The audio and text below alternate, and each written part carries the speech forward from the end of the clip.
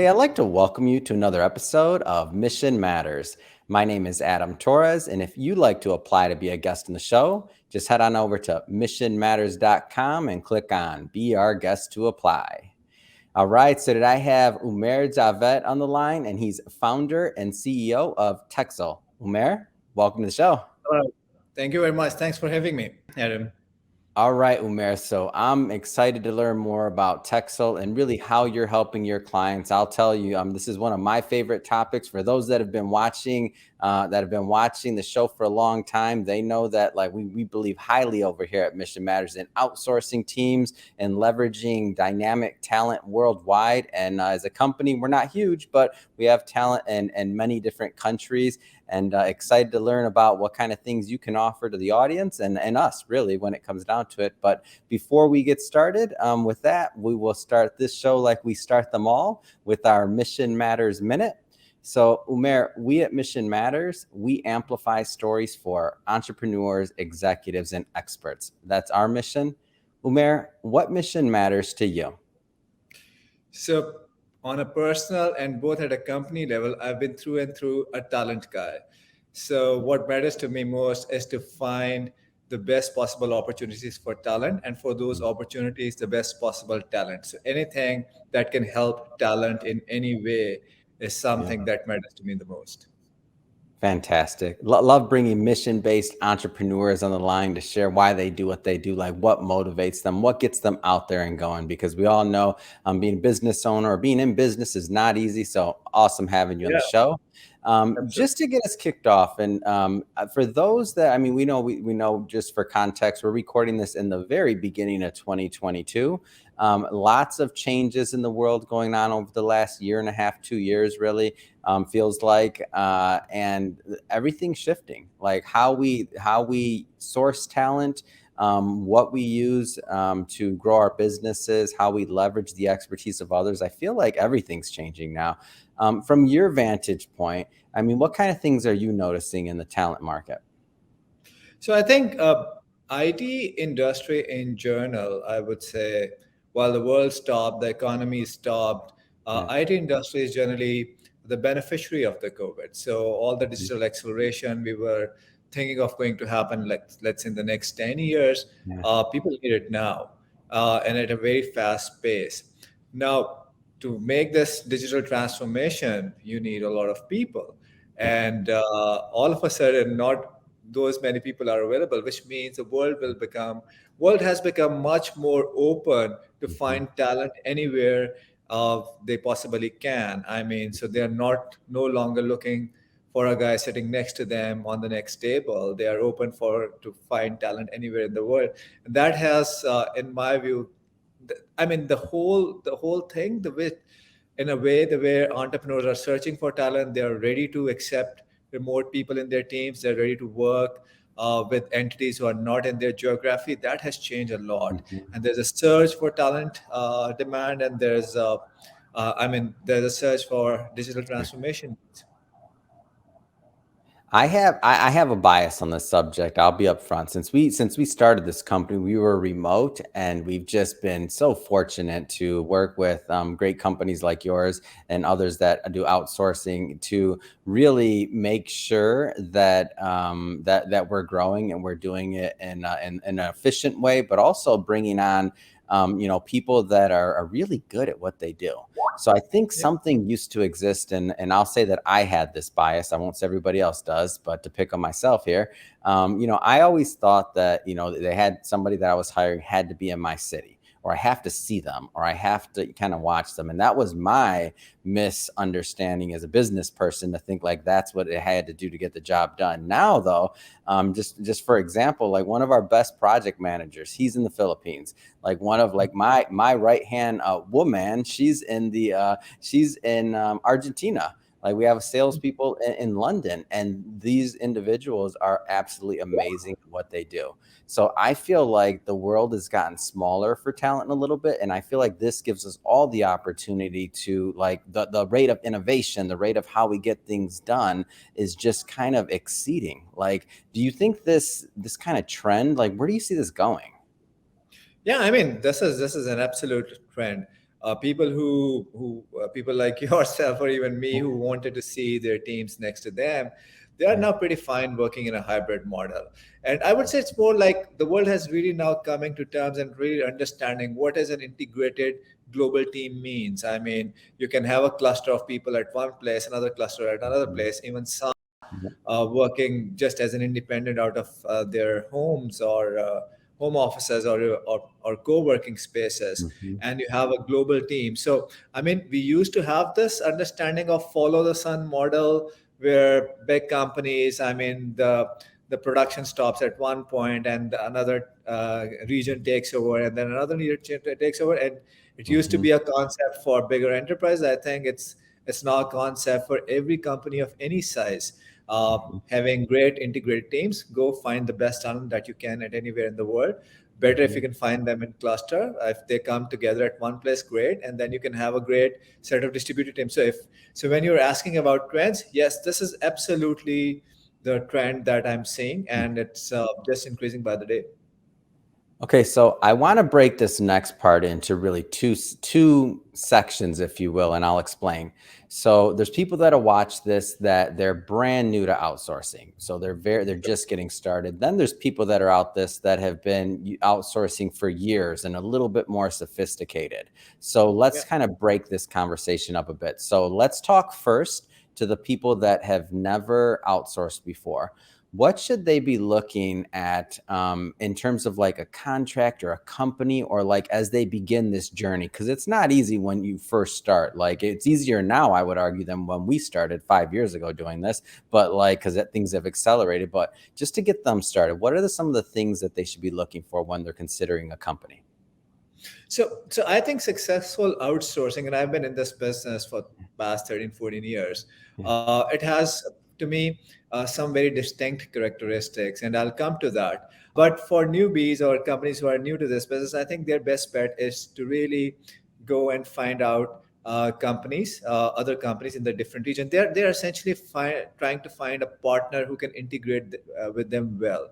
So while doing their search, and there are platforms available out there, and there are companies who are doing marketing. I mean, every company receives I'm sure tens of emails or messages Yeah. every day in their inbox to see of various outsourcing services companies. Now, Hmm. really, the thing that comes at this point is how to really select one of them. And Yeah. obviously, you have to go through an interview process, a selection process, to really find the right company. Now, if a right company exhibits certain characteristics, I mean, you can go on their website, you can go on their social Yeah. media, LinkedIn, so find something authentic about them. You get that feel of being they're authentic. They have the real people. They'll have Yeah. their customer references. They'll have they'll their social media pages will be showing up their culture and whatnot. So I think it's very important to see about a partner, that are you getting to the, I mean, instead of finding Yeah. individuals, go find the right company in the beginning. That's very important. Now, when you go and do a contract, Hmm. try to understand that as much as you are nervous about the contract, the other Yeah. party may also be nervous about the contract. So try to treat this contract in a way that you would treat a local contract. I mean, you want to Hmm. build your protection, but you also want to build their protection. And the more Hmm. visibility that you can create, the better it will be. So, for instance, I mean, there are things that you should be very much aware of, as if you are a US company trying to find some outsourced partner in Asia or Europe or in other parts of the world. Yeah. I mean, you'll be better off if they have a US legal entity, for that matter, Hmm. because then you have as I said, you have a throat to choke or an entity to Yeah. sue. I hope the things don't go that bad, but you Yeah. at least have a legal contract that you can enforce. You should have your NDAs and non-competes in place. A lot of the time, the problem with the developing countries is the lack of IP protection, lack of Yeah. respect for no compete, etc. So working with a mature company gives you that kind of protection. So you need to be knowing that you're doing a contract with a US entity, or an entity in your region. You Yeah. have IP protection, no compete built into that. Understand that this is a work for hire arrangement. Mhm. You at the very outset lay down your requirements of, let's say, time zone overlap, IP protection, etc., security, and so on and so forth. Then comes the second part, which is about building safeguards for you as well as for your vendor. I think I've Yeah. seen too many mistakes over there, because a lot of companies, they just want to create a contract that can get them out as quickly as possible of a situation if it goes south. But Hmm. the problem is that, you see, if I give you a contract, Adam, I say that I can just disconnect this show at any given time, Yeah. and you have an audience that you would like to serve for, let's say, 30 minutes or so. Hmm. I mean, you will be kind of, whether he's the right guy, whether I should have a Yeah. show with him, and you'll be building unnecessary safeguards. You may not be giving your best shot to me. Hmm. So what I tell to customer is that while you try to evaluate the company you're working with, go Hmm. for a hard evaluation, ask questions, see what they are. Even you can ask them for meetings as well. Then give them the visibility of the contract, and Yeah. build your clauses that you would like to protect yourself, but give them visibility. So I mean, don't give them like a 1 week exit clause if you intend Yeah. to do a for an year, because in that they will not bring their A game for that 1 week Hmm. contract. If they know that any contract can expire in a week or so, they will not bring their Hmm. A game to that or bring their A players for that. So tell Yeah. them how big the opportunity is, give them the visibility on that contract. So if just to re-emphasize, maybe have a contract with a US entity, Hmm. make sure your IP and no competes are in there, make sure that you have clarified the demands of time zone overlap, communications, make Yeah. sure you have built an appropriate visibility in the contract for both of you, and there is a get out clause for both of you. But if you can give them visibility, do give them visibility. Mm. So, first off, thank you for that insight. I mean, that's very detailed. And I think a lot of those tips and things that you mentioned, those apply obviously to people that have been doing this for a long time. Like some of the things that you mentioned, might have to reevaluate some of our contracts and things that we've done with companies, but we've been fortunate. But in the beginning, we had some bumpy times just because we weren't as experienced in this. So I think all the information you gave very valuable. Is there anything that you would say, kind of speaking directly to those advanced people, so the people that already have teams and they're looking to continue to add other sources of talent, and they may have been using outsourced teams for years? Anything that you would say to them? We are in a software development space, Mhm. and a lot of my information will be relevant to that. And I'll come to that, how you should go about doing a successful software project or Yeah. building a successful team. But let me take this opportunity to help a number of experienced CTOs Mhm. understand something that I've been kind of trying to evangelize for quite some times. So many times there's a problem that occurs that Mhm. you have just hired a team outside, Mhm. and you want them to perform or behave in a comparable level as your in-house team, but Mhm. you really don't do stuff to them that you do with your in-house team. So let Mm. me help you understand what I mean over here. Mhm. I mean, when you hire an entity with whom you are working and ask them to give you a team, what essentially you are outsourcing?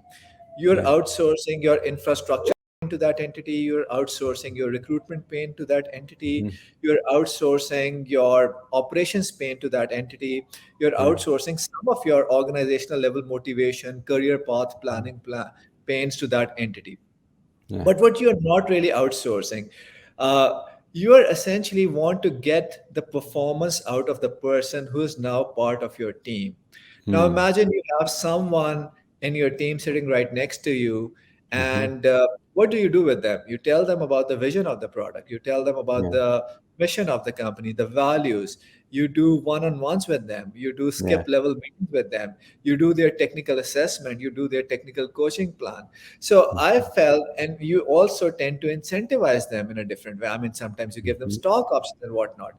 So what I feel that over the years, the best CTOs or CIOs that I've worked with, whose teams have very minimal turnover rates, or Mhm. who have a highly motivated outsourced team, they Yeah. tend to treat these outsourced team in exactly same way they are treating their Mm. in-house teams. So They do the one-on-ones, they do the skip Mhm. sessions, they tell them why their work is important. That Yeah. keeps them motivated just beyond their paycheck. So, I mean, Yeah. while the entity you're working with, they have done every single thing.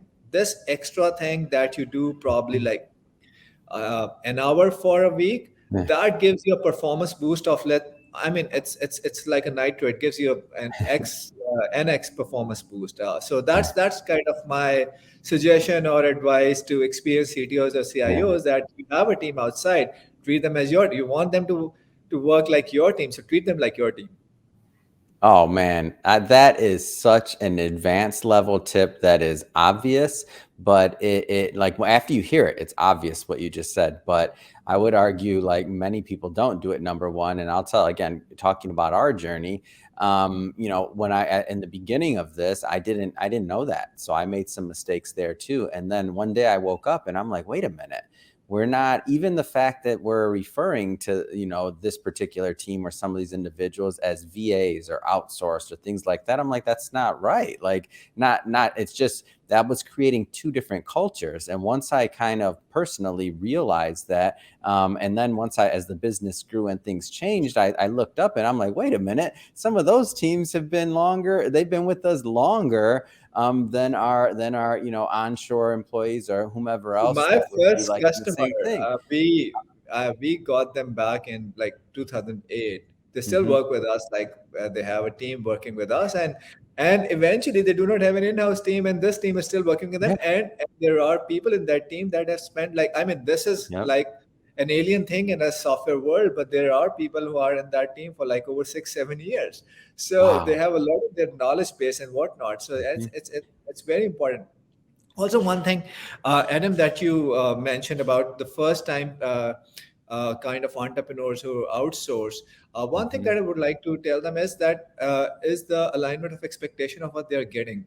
It's really not about the Mm. first time outsourcing. It's about understanding the software development process and Yeah. what you're really hiring. So what I've seen is that when CEOs Mm. of small, medium businesses and all, they try to outsource, they expect that engineer to do everything. I mean, Yeah. you are constructing a house. It's like you're constructing a house, and Yeah. you want to hire an architect, you don't want to hire an Mhm. interior designer, you have an engineer or a mason, and you expect him to do everything right. So that doesn't Yeah. happen, which means that if you are a first time entrepreneur who is Mhm. outsourcing and you're trying to build a team, it's Yeah. good. It will be helpful if you have someone inside your company who talks Mhm. tech, and then don't expect to hire an engineer and they do every single thing Yeah. on their own. Remember, Yeah. they're not sitting next to you, they are Mhm. not aware of the context.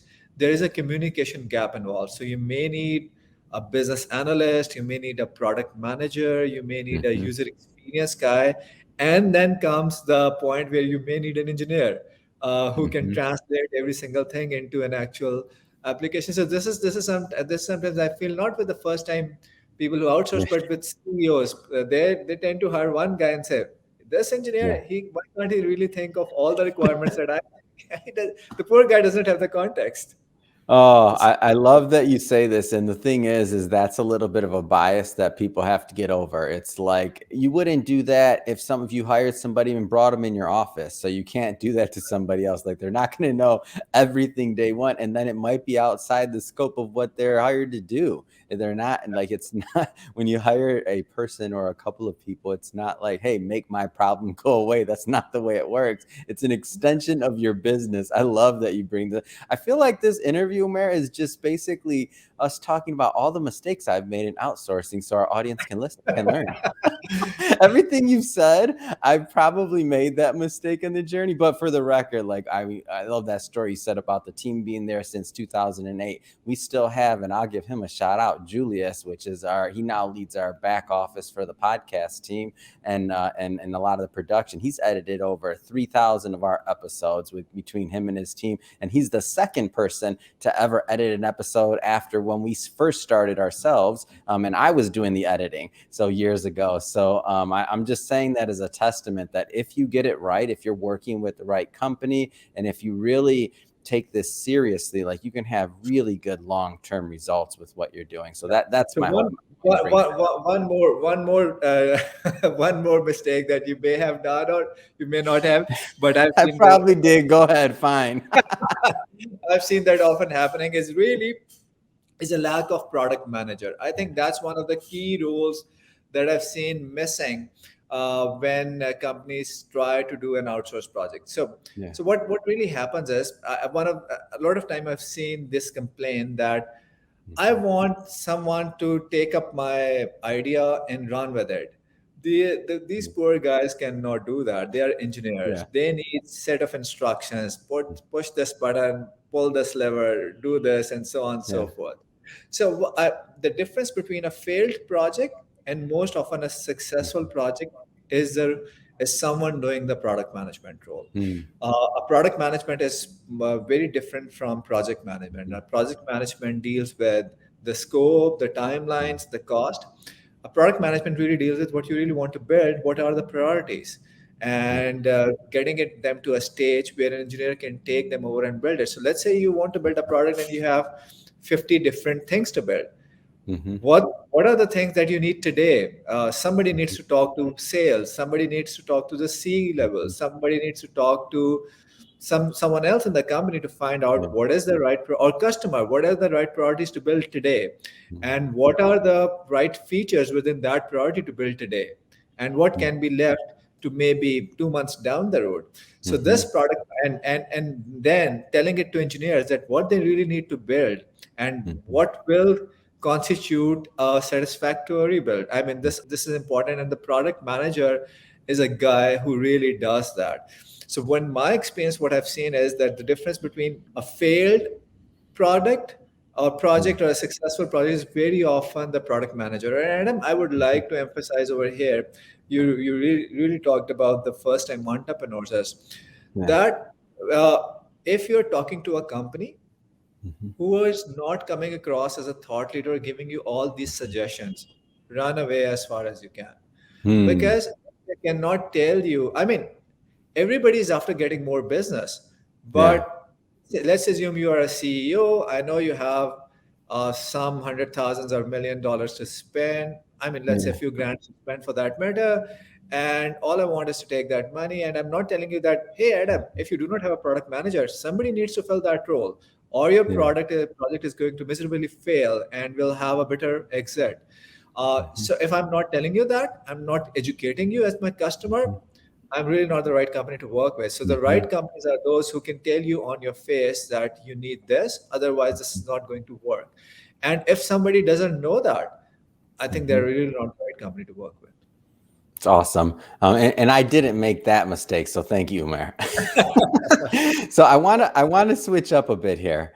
Sure. So let's spend some time on Texel and what you do. So I guess first off, of course, working in outsourcing, but tell us more specifically, tell us about the company, please. Yeah, so we are a company that has like more than 500 engineers. We are located out of 3 geographies: US, Europe, and Asia. The way we split our team is essentially into practices. Our largest practice is around bespoke software development. So you come up with a set of requirements, you come up with a product idea, and we help you build that. Some of our practices are around our solution implementations, like Salesforce, UiPath, ServiceNow. So if you're a large company, we can come in and instead of building everything from scratch, we'll implement a solution for you.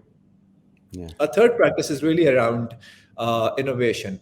So if anything is really hot in the market, you can count on us that we have a decent sized team around us. So 2 of the key practices that we are implementing and pushing forward are AI and machine learning, as well as blockchain.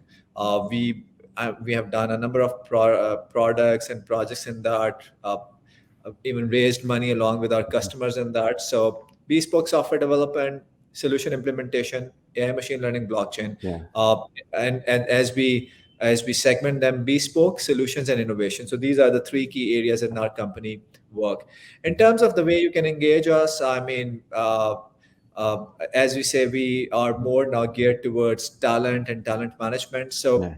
So you can engage us in a model where you kind of hire a team with us, or you can ask us to build your offshore development center for you, or you can give us a project. So it's a Mhm. fixed fee, it's offshore development center, or it's your remote team. We also have pretty interesting models in working with startups. I mean, a number Mm. of our customers are startups for whom we are building products. That's why there's a large bespoke software development team, Mhm. and these are Series A, B, C funded startups Yeah. run by ex Amazon, Google, Facebook CTOs, and whatnot. Mhm. So, I mean, we can build these products for you, but we also have some interesting models to work with you as well, which means if you are a great CTO or a CEO and you have an interesting idea, we can co-invest with you in the form of equity for exchange, Mhm. and once you get to the funding stage, we can have a different business model. So, I mean, we love working on challenging problems, Mhm. building up solutions that can scale. And we love engaging in one way or the other with you, be it giving you talent, be it taking all your pain and building out a product from for you, and Yeah. deliver you the end product or end-to-end solution without involving you much. So whatever works for Mhm. you. So this is Texel in a nutshell. 400 or 500 engineers working out of three Mhm. geographies, being very often recognized as among the top companies and various publicly available sites. Mhm. In terms of our customer base, startups, mid-size, and even enterprises. Enterprises are typically our customers of our solutions, like Salesforce. Mhm. Medium-sized companies are typically the companies which gives you a project. So I want my Mhm. insurance management systems to build, or I want Yeah. XYZ to build. And then there are startups who are looking for typically a bespoke product. I Mhm. want this AI machine learning based dent scanning application. I want Yeah. a replica. I want to build a auto replenishment Mhm. e-commerce platform that can power companies like Walmart or Yeah. Anderson's or whatnot. Mhm. So this is kind of stuff we do. So, Umair, you mentioned, blockchain, AI. I think you said machine learning. So you've been in this business a long time. First off, just outsourcing in general. Like as you see this trend continue, I feel like just the capabilities and things that can be done they've just changed. Like, and whether it was just perception or otherwise, but it's just changed. Like when you say use the word innovation, like you're not just saying that. Like you're working on cutting edge stuff. Can you talk? Yeah. I know I'm not talking about any specific project or anything like that, or client confidentiality, NDAs. I don't mean that, but I mean like, can you tell us a little bit about what you're seeing in terms of like in the market and development and things like that, just in general? So I feel the software development or solution implementations is still the large mainstay, Yeah. and companies, and with all this digital transformation, so AI machine learning Hmm. to work, it needs digital transformation. It needs a lot of data. Only then a machine can learn. Yeah. And the reason of recent surge in AI machine learning and talk around it, because we have more digital data available that machine can use to, I mean, that software can use to learn, and that's where the machine learning coming in. So while AI machine learning was considered as an innovation, Hmm. I think it will become, it's moving mainstream and will become more and more of a building block of every application that we do. It's much like, I mean, now login or kind of fingerprinting Yeah. is as a or kind of face recognition is like a building block of any login stuff. Hmm. Similarly, AI and machine learning on its own will not be creating innovative product, but will Hmm. more and more become mainstream and will part of a layer in every single product. So that's my kind of view of AI machine learning. We are still some distance from that, but that's where it's heading.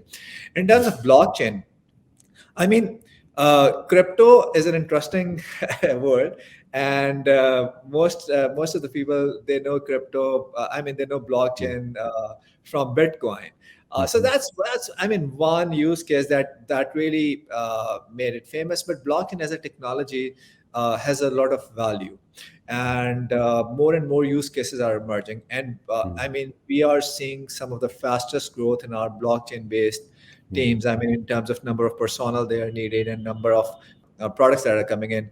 And with this Facebook announcing metaverse, I mean, we have really, I mean, we just ended up creating a separate entity with over 100 people that is doing large play to earn games based on blockchain and crypto Yeah. model, and creating adjoining metaverses around that. I mean, because this is a product that we own as equity partner as well. Mhm. So if you can go to web and see Nitro League, this is a racing car metaverse that we are creating, and Mhm. we raised quite a bit of money around that. But I mean, coming back to your question, Mhm. I can see a lot of growth happening in the blockchain and crypto space.